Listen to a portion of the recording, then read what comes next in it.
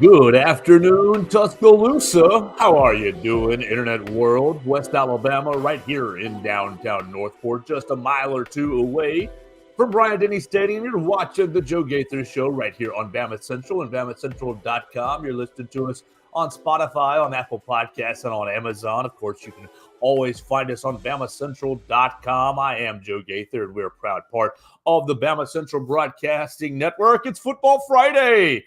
And before we get into Football Friday, we want to encourage you to follow our friends at Blue Collar Unplugged, the other Bama Central Broadcasting Network podcast, as they're talking all things Alabama basketball. There's going to be some news coming out pretty soon as Blake Byler is over in Coleman Coliseum talking to head coach Nate Oates as the guys have a little bit of a weekend off, and then they're going to be playing Arkansas State. But you're going to want to pay attention to BamaCentral.com because there is a suspension on the basketball team that Blake Byler is about to be writing about. So you want to follow it at Blue Collar Unplugged and at BamaCentral.com. We've had a lot of fun this week talking to a lot of different people. We talked to Martin Houston, Alabama fullback in the early 90s. We talked to two writers from UGAsports.com. We found Josh in Dothan from his crazy reaction after the Iron Bowl, the Milroe Miracle. Look, we're all getting all set up for the SEC Championship tomorrow at 3 o'clock in Atlanta. It's gonna be a blast. You'll be able to cover or follow all the coverage right here on Bama Central and BamaCentral.com. So what will we do on a Friday? It's going to be Football Friday. We've got our friends Katie Wyndham, and I think it's just going to be Katie. I'm not real sure what that button is doing, Joe. What's going on? But that's all right. I think Katie's with us there. So we will bring Katie in. Austin Hannon is taking a day off. He is going to the movies. So we're going to ask Katie who we think. I bet you that means that she's frozen. Because she hasn't moved a single second. We'll get her back involved. We'll get her back involved in there she is. Yes. Now I see her moving a little bit. But no, Austin is taking the day off.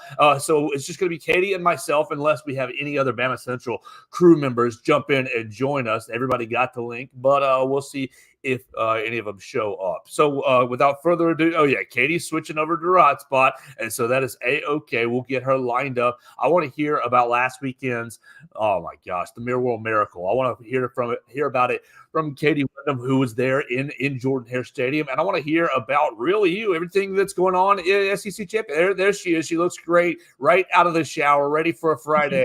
Katie Wyndham, how are you doing today? I'm doing good, Joe. Sorry, I don't know what it is about StreamYard that my Wi-Fi does not like, but it is all good. It's no problem at all. Let's start with last week because we heard from Josh and Dothan losing his mind on the social medias. We heard from Martin Houston about how hard it is to play in Jordan-Hare. Last week on Football Friday, the three of us all said Alabama was going to roll to a big victory. It wasn't the case. Tell us, what in the world was it like down there in Jordan-Hare Stadium? Yeah, I mean, I guess I need to just stop thinking that. But I will say, this Iron Bowl in Jordan-Hare, the ending kind of was like others, but really the game wasn't, in the sense that it wasn't Alabama killing themselves over and over with turnovers or bad mistakes. They did have the one missed field goal, but Alabama was able to move the ball pretty much the whole game. It wasn't like 2 years ago, because I went back and watched the game, I guess, Sunday night. And I mean, in the third quarter, Alabama drives all the way down the field twice and only gets 3 points out of it. And if you score 2 touchdowns there, or even a touchdown and a field goal, you have it was just a weird game that we're in the fourth quarter, and I look up at the score and it's just like, how have we gotten to this point again? This is where the Iron Bowl in Jordan-Hare is headed. So I had gotten up to go down to the field when Alabama lined up to punt, their last punt of the game. And so I saw from the press box the guy muff the punt. And then I'm like, I'm still going to go down there. And so I was in the elevator walking through the concourses for the first part of that drive. And I get stuck in the stairwell to get down to the field amongst all the Auburn coaches' wives, because they were not allowed down on the field until there's 2 minutes left, and media was allowed with 5 minutes left. So I'm in the middle of a bunch of Auburn's coaches' wives for the 4th and 1 play. And then right after that, they finally opened the gates, and so I can finally get down on the field. And I'm crossing behind the Alabama bench when the fumble happens, or the bad snap. And so then I'm down kind of in that end zone for the 3rd down play where Milroe stepped across the line.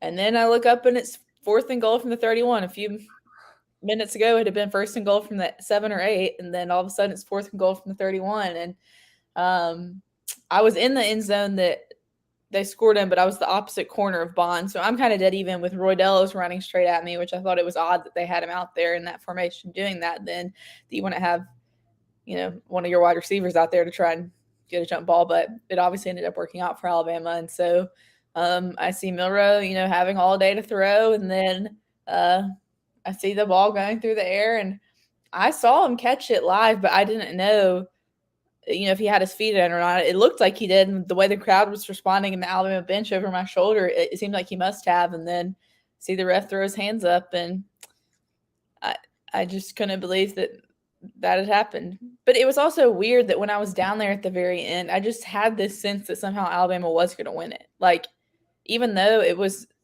maybe when it got to 4th and 31, I was like, but it was like, I don't know, this team is just not going to lose this game because they really hadn't. I mean, if you look at the stats, all the stats were in their favor pretty much. And, but just, I don't know, it's just par for the course for Iron Bulls and Jordan Hare under Saban. There's really been one the whole time. He's been at Alabama that Alabama has just flat out dominated, and that was in 2011.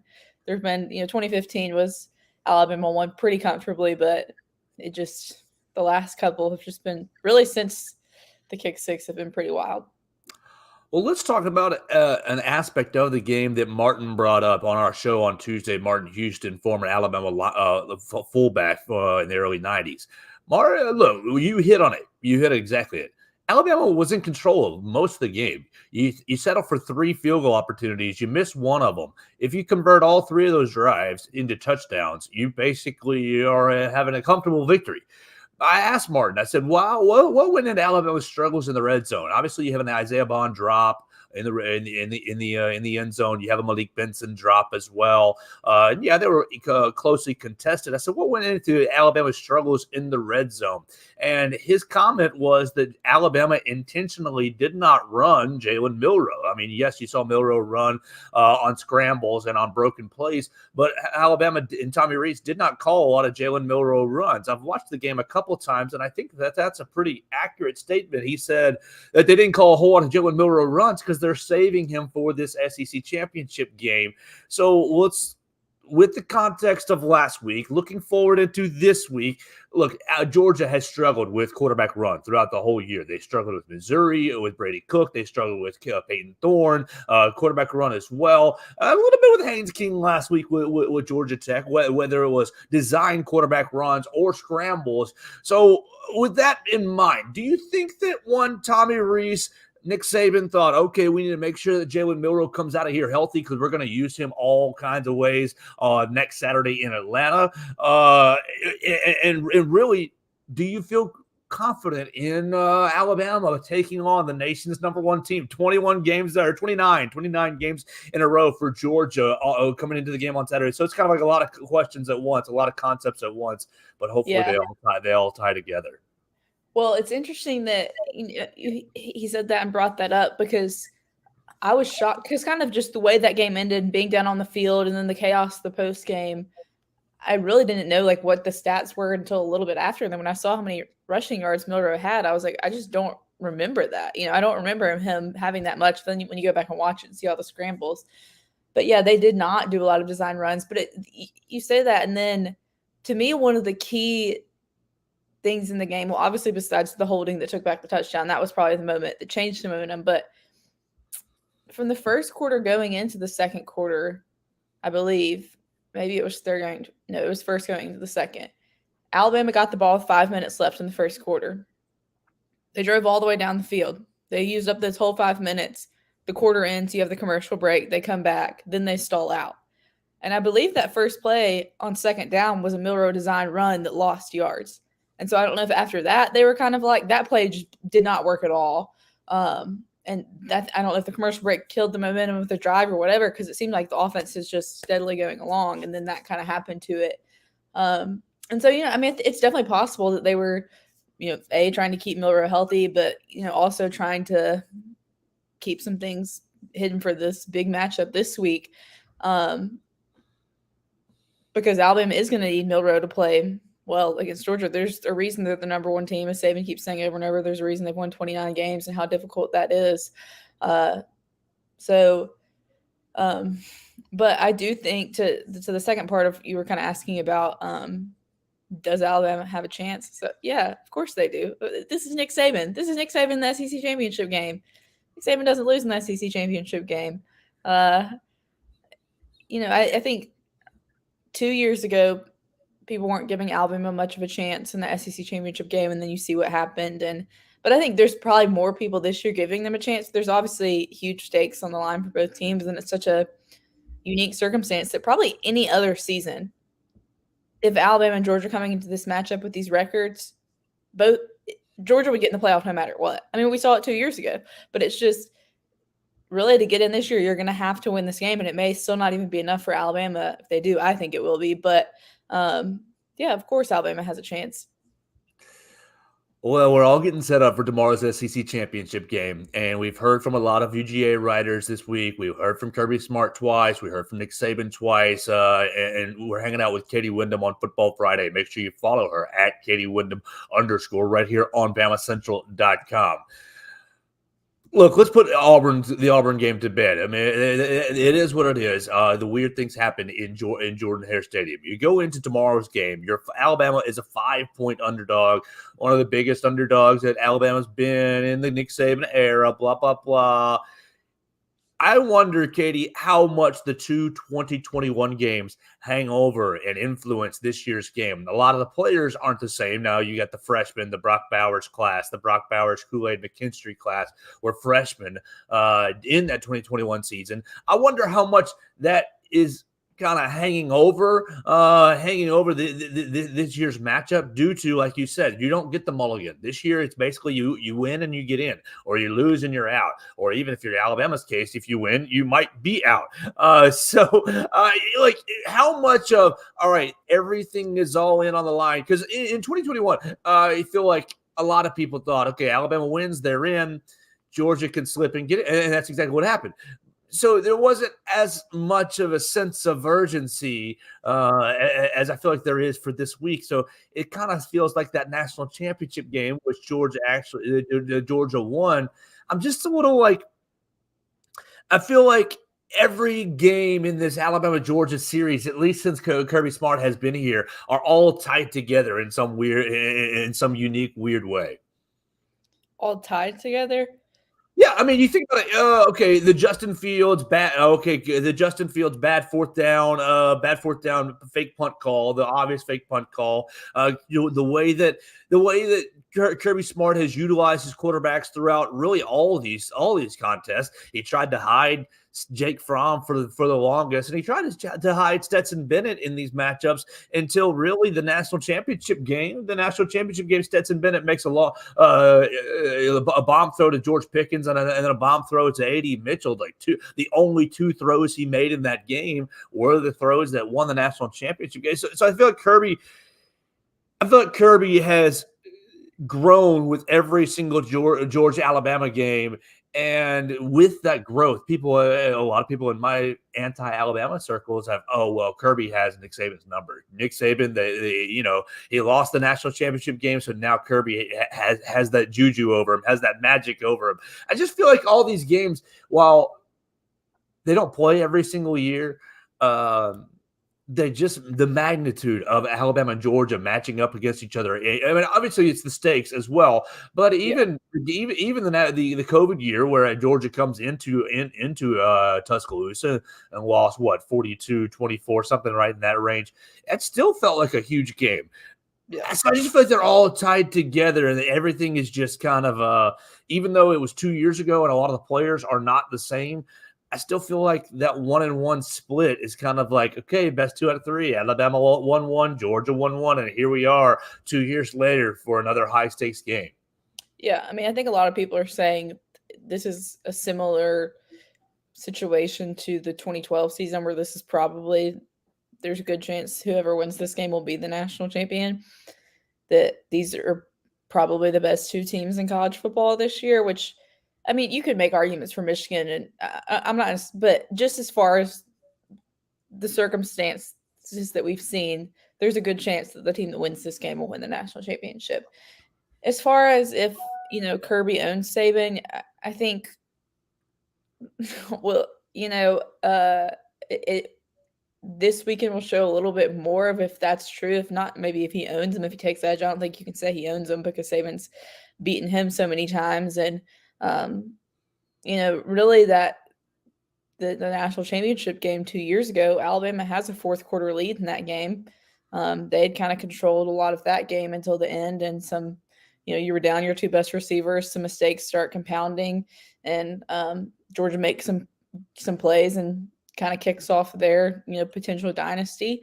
And then the two teams don't play each other last year, but yeah, I mean, there's a lot at stake this weekend. It was the long thing of no former assistants had beaten Saban, and I did an interview earlier today for a story that's coming out, or that should come out tomorrow morning, of someone that used to work in football from 2014 to 2016. I was kind of asking him why his Kirby had the success that he's had that some of the former assistants haven't had that were at Alabama around that time that are head coaches. Like you look at Billy Napier and what he's doing at Florida this year. He started at ULL, or Mario Cristobal's kind of had some ups and downs in his head coaching career with his stops, and Lane's had a lot of ups and downs in his coaching career, and is at a place where he's probably not going to be able to build a national championship contender because that's just probably not possible at Ole Miss.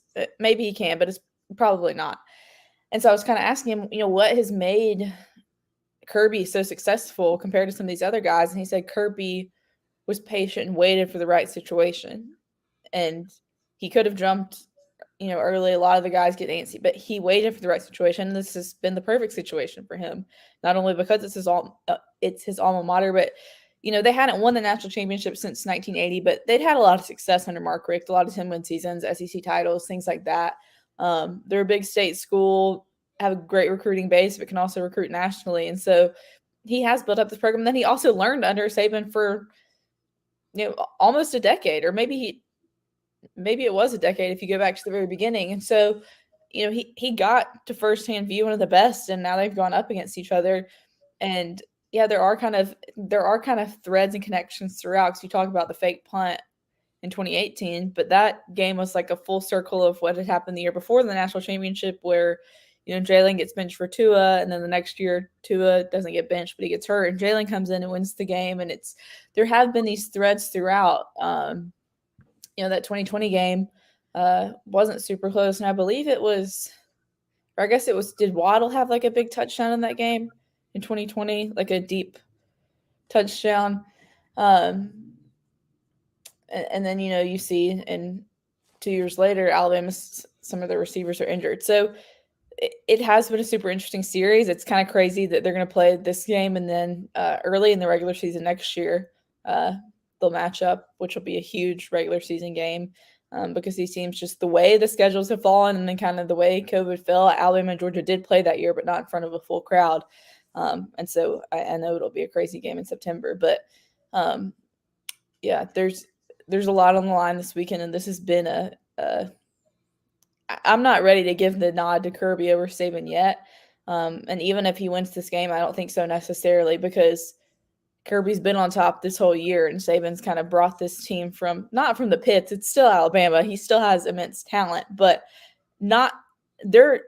If people were being honest, after the Texas loss, you could still be optimistic and be like, it's early in the season. This team can turn things around. But then I think after that USF game, a lot of people were panicking and would not have thought Alabama would be in this position. And I thought it was crazy at the SEC teleconference at the beginning of the week with Saban and Kirby. They said, I think it was Chuck Dunlap, said that this is only the second time ever in the history of the SEC championship game that both teams are undefeated in conference play.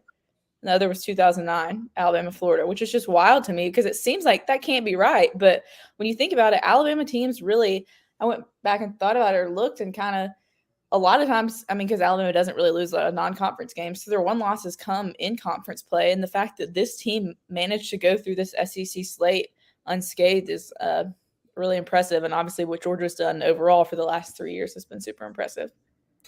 You were exactly right. It was a Jalen Waddle 90-yard touchdown, 90-yard touchdown in that 2020 game that really kind of broke things wide open. So I'll ask you, Katie, you set up a little bit about the undefeated SEC seasons for both parties, both sides. What I asked the UGA Sports guys, the UGAsports.com guys, how does this schedule, the Georgia schedule? I mean, a lot was made out of the Oklahoma game, got taken off the schedule, obviously replaced with Ball State and blah, blah, blah, cupcake schedule. How does this schedule prepare the Georgia Bulldogs for this weekend's game? They haven't really played a lot of close games. I mean, obviously they were close against Auburn on the road. They were close a little bit against Missouri, 3-4 weeks ago at home. But otherwise, they've beaten the brakes off of most of their opponents. So how prepared is Georgia to play what might be a very close game for 60 minutes? Yeah, I mean, they certainly haven't faced the adversity that Alabama's faced this season. And even the guy I was talking to earlier, I think he was talking about in 2020, Alabama really just kind of blew through their schedule and then faced adversity in the SEC championship for the first time. And you're kind of going to figure out what that team is made of. And obviously that 2020 Alabama team against Florida, it was their closest game outside of, I guess, the Ole Miss game that season. But that was just like a shootout. But they proved what they were made of, that they were a championship team. And so that's going to be Georgia this week. And they really haven't been tested a ton. They've kind of blown through their schedule. I thought it's been funny / ironic this week when Kirby has had to reiterate multiple times, they did not sit out those guys against Georgia Tech. They did not sit them out. They weren't ready to go. He's always brought it up on his own that he brought it up on Sunday and then on his thing Thursday. But just the fact that, which I'm not saying you don't ruin an in-state rivalry. That's not, but it's just the fact that Georgia played Georgia Tech last weekend and Alabama was at Auburn. It's just not the same thing that whether they sat them or not, that they were in a position that they could easily win without those guys, And so they haven't been super tested, but championship teams, when they face adversity, can overcome those things. And so that's what we'll see with Georgia this weekend. And it's something Nick Saban's talked about a lot this year. I feel like specifically when he's been on McAfee, he's talked about handling hard and how last year's team didn't handle it well and how this year's team has done a better job of that. And we'll see how Georgia handles hard this weekend because they haven't faced it a ton. And really, I mean, you look since 2 years ago, they haven't, faced. I mean, you look at who their national championship opponent was last year. That wasn't facing a lot of hard, but you can't. I mean, the players can only play who they play, what the schedule is, and it was an unfortunate thing with the way Oklahoma kind of fell through because that would have been a big non-conference matchup. But obviously, it's about to become a conference matchup, and so I think Alabama has the edge in that department. Is that if Alabama gets punched in the mouth, they've experienced that several times this year. Georgia hasn't gotten knocked down a ton. Oh, Katie, that thought where you're like, I have a great next question, I have a great next question, I have a great next thought. And then right as soon as it's time to go, it's like, oh, out of your brain. I just rambled for too long. No. That wasn't what I had a transition point off that, but I just this super professional and all over here. But no, I think that look, Georgia.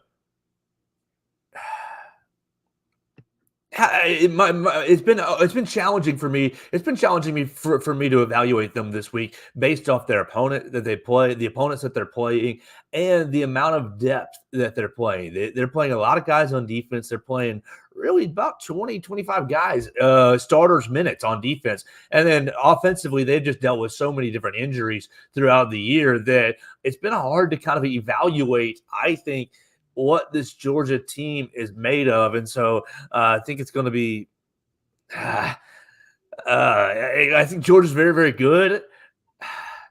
It's just hard. I don't have a whole lot of respect for the bottom end of the SEC this year. So Yeah.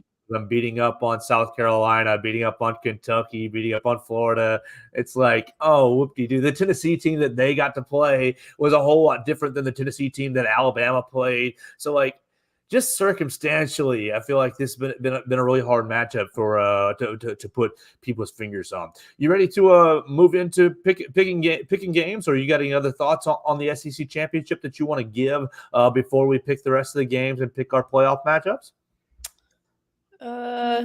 I'm just looking forward to it. I think it's kind of, I mean, both coaches have said, given the party line this week about, it's one of the greatest venues in college football, but I really think it is. And it's kind of been a unique thing the last 30 years with the East versus West, and this kind of being the last one in that style and so much being on the line in this game that I think it's going to be a really big game. And one thing I guess we didn't really hit on here yet is, Jason McClellan's probably not going to be available, but I think that just creates opportunities for other guys to step up. And Nick Saban said all spring, all fall, that the position group he had the most confidence in was running back because of their depth.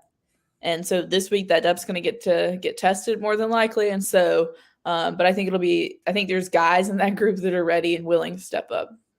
You just perfect response, because you triggered my thought, the question that I had.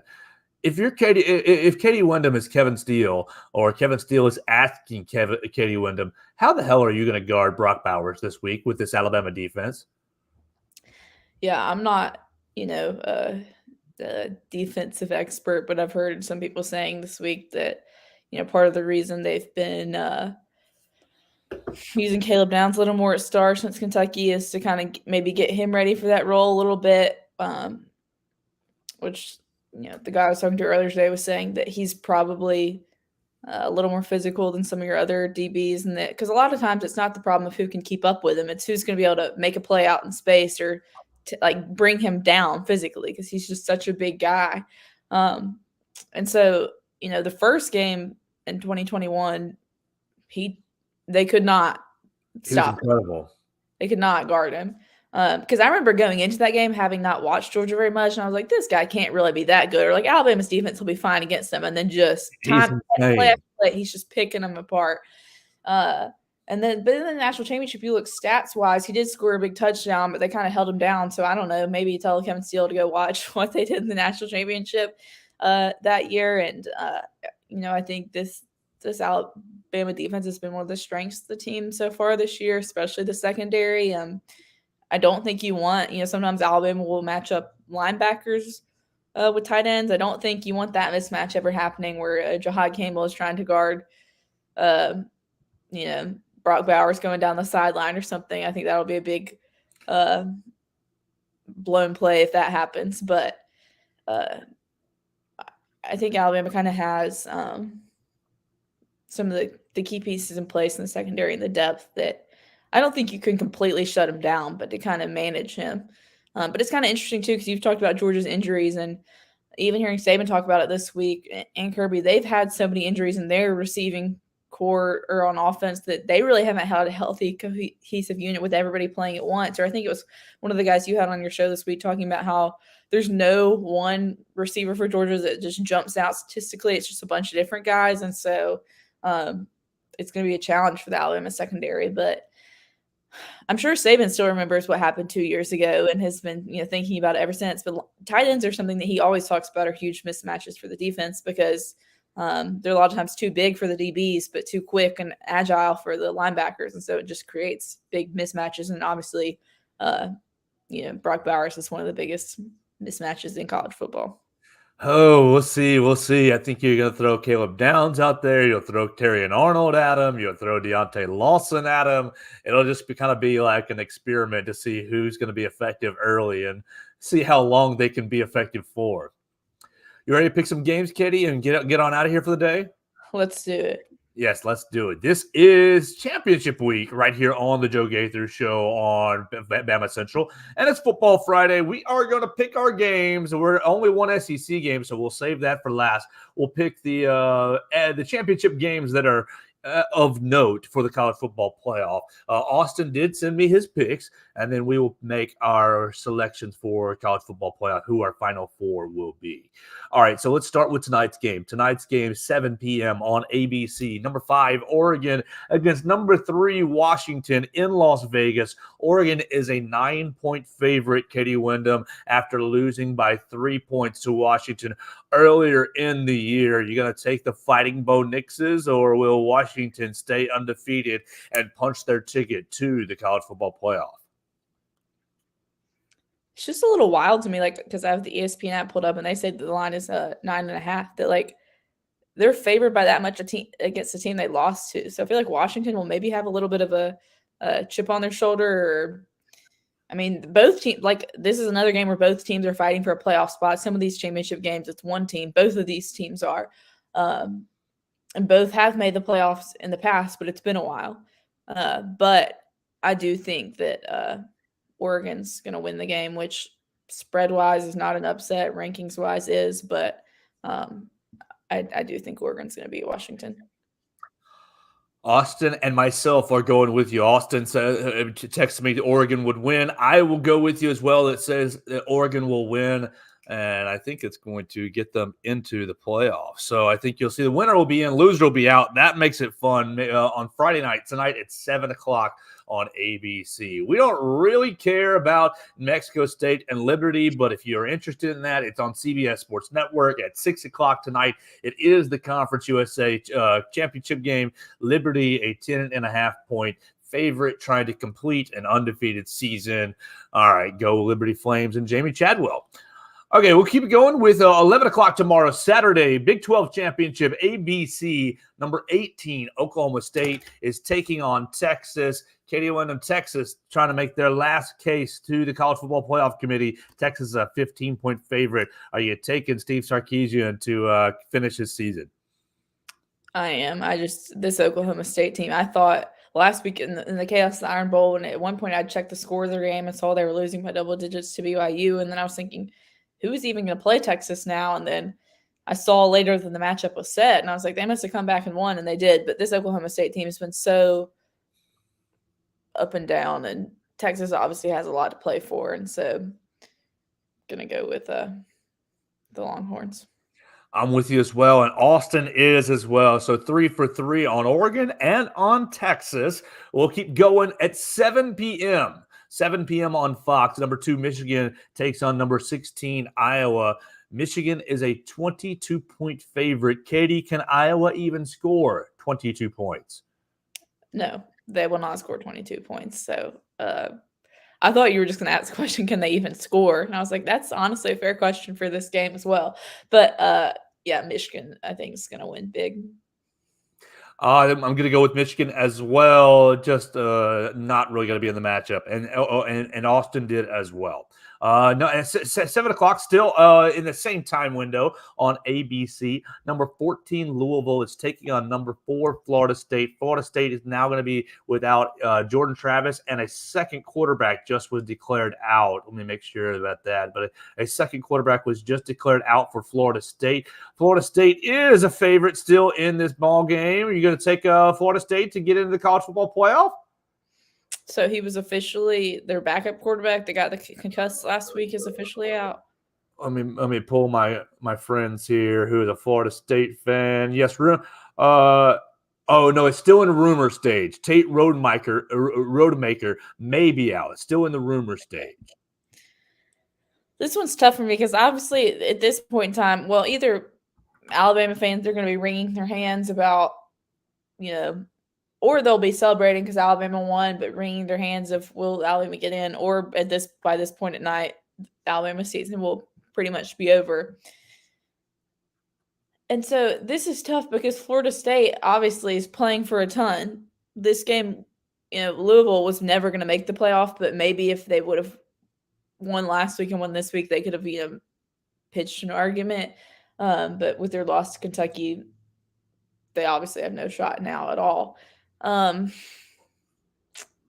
then Florida State without their quarterback, especially if the backups hurt as well, I think if the backup can go, I would pick Florida State to win. If he's out, I'd pick Louisville. So I don't know if that's cheating with my pick or not, but Well, I'll take Florida State, and Austin is taking Florida State as well. So lots of favorites in our picks. All right, the biggest game of the day, or the biggest game of the weekend, really in our neck of the woods, is Alabama taking on Georgia. Alabama, a 5-point underdog. Oh gosh, Katie, are you going to take the underdog Crimson Tide? this is obviously a tough one to pick. And like we've talked about, there's just so much we don't know about Georgia. I feel like because of who they've played.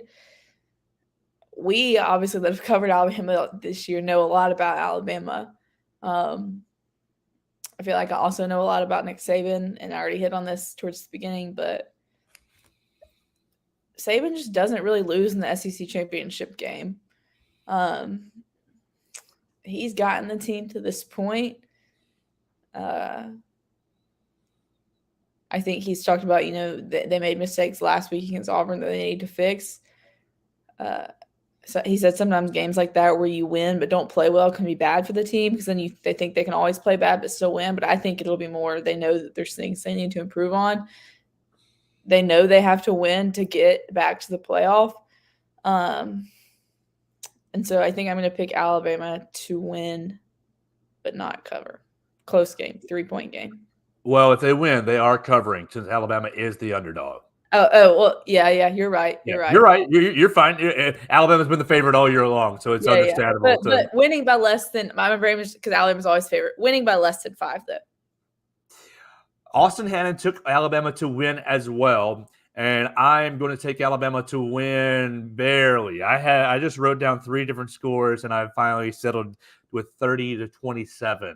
I think that you're going to see Jalen Milroe run his legs off in that game. A lot of outside edge rushing. And really, if Alabama can do what Georgia hasn't really dealt with all year. I mean, Stetson Bennett, 9 sacks all year long. And it's not like, okay, yes, credit the offensive line. I think that their offensive line is very, very, very good. But how many great pass rushing units have they really played against? Auburn got after him a couple times. Tennessee got after him a little bit. But other than that, their pass are we sitting here writing about South Carolina's pass rushers, Florida's pass rushers? Really, I'm not really sure what elite defensive unit Georgia has gone up against. This will easily be the best defense Georgia has played. So if Alabama can get after Stetson Bennett, create some pressure, I think you're going to see some real tight rectums for the Carson Georgia Beck. program. You keep saying Stetson Bennett. Thank you. They're the same guy. No, just kidding. No, Carson's a lot better than Stetson. You're right. Thank you. We're at the end of our week. We need the game to be here. But no, I'm taking Alabama to win 30-27. And Carson Beck only being sacked 9 times. I think Alabama's going to have to get after him 2 to 4 times to really affect him and give him something they haven't really dealt with all year. So Austin, Katie, and myself are taking Alabama to win, and you'll be able to follow us right there at BamaCentral.com in Atlanta tomorrow for the SEC championship game. We'll be there. Early game will be at 3. You'll be able to follow us at BamaCentral.com early in the day as we're rolling into Atlanta. All right, last piece of business, Katie. It involves Sunday.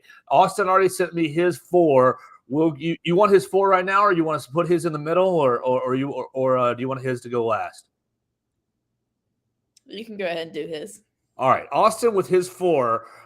He sent me, and also he's seeing a movie right now. What movie do you think? Do you think he's seeing Napoleon, The Shift, Wish, The Marvels? He seems like a guy. He's seeing the Trolls, right? The new Trolls movie. What do you think? What do you think he's seeing? I'm gonna go with the Hunger Games movie. Probably so. Okay, so Austin's 4 are Oregon, Texas. Michigan, Florida State, Texas, and Alabama are his 4. So he's leaving out the Pac-12 winner. Oregon wins and knocks out both Oregon and Washington from the college football playoff.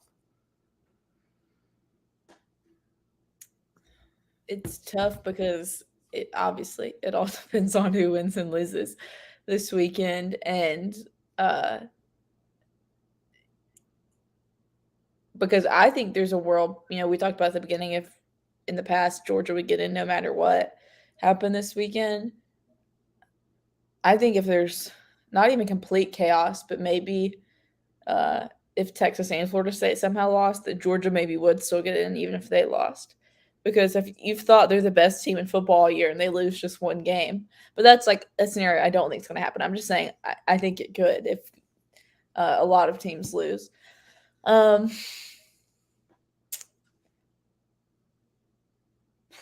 guess I'll go Michigan 1.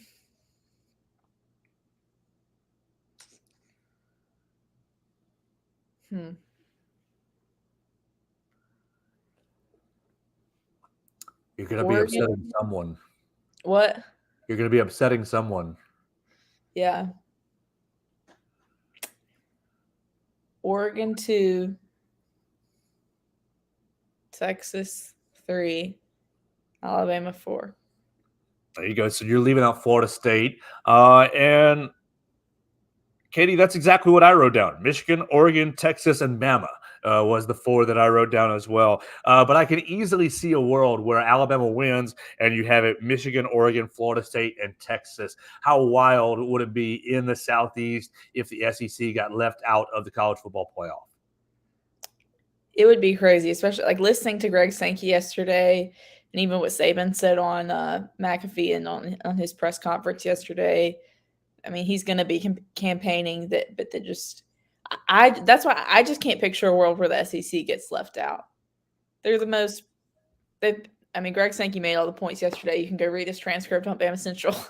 They've been the most dominant conference in the playoff era. They've won more championships. They've won more games. I think they've only lost 2 semifinals to non-SEC teams. The other times they've lost have been SEC matchups.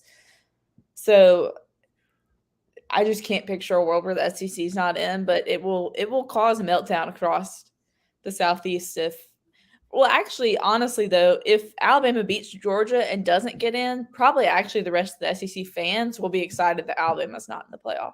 And excited that Georgia doesn't three-peat. Right. So actually, like from an SEC fan perspective, they probably don't want Georgia or Alabama winning the national title. But maybe at the SEC office in Birmingham, there might be a little bit of an issue. Heck yeah. And there's going to be a big issue in the 14 athletic offices, the 14 athletic departments wanting and counting on that college football playoff check. That's true. I forgot about that. Yeah.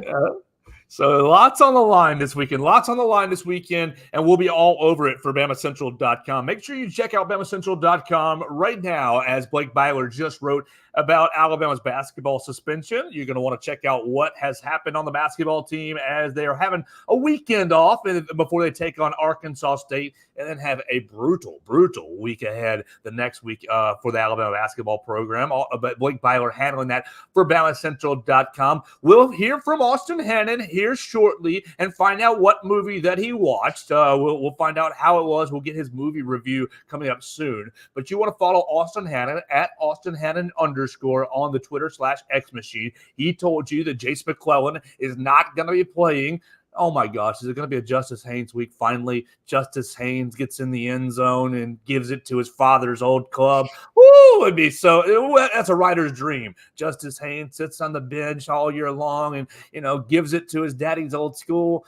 Yeah, I'd be down to write that story. So tomorrow you want to follow Austin Hannon for all of his injury coverage at Austin Hannon _ Katie Wyndham is in charge of everything at Bama Central. Make sure you follow her at Katie Wyndham _ and I'll be there as well at Joe Gaither 6. You can send us your comments, your questions, your queries, and complaints right there to us on the social media machines, Facebook, Twitter, YouTube, Instagram, right there at Joe Gaither 6. We'll be back on Monday to break it down, win or lose. Monday's going to be a big episode because we'll obviously be breaking down the game, but we'll know where Alabama's going, if Alabama's in the playoff or if we're going to be Peach Bowl bound, just hanging out in Atlanta for another weekend, taking on, who would we take on? The Pac-12 loser, maybe, or an Ohio State in the Peach Bowl, perhaps. We'll make it fun, win or lose. So stick with us on Monday. We'll find out what Alabama did, and we'll keep you up to date, get you ready for Alabama's matchup with Arkansas State on the hardwood as well. So Katie Wyndham, we'll see you in Atlanta tomorrow. Thanks so much for your time. Yeah, thanks for having me on. Always love a good Football Friday. There we go. It's Football Friday on Bama Central and BamaCentral.com.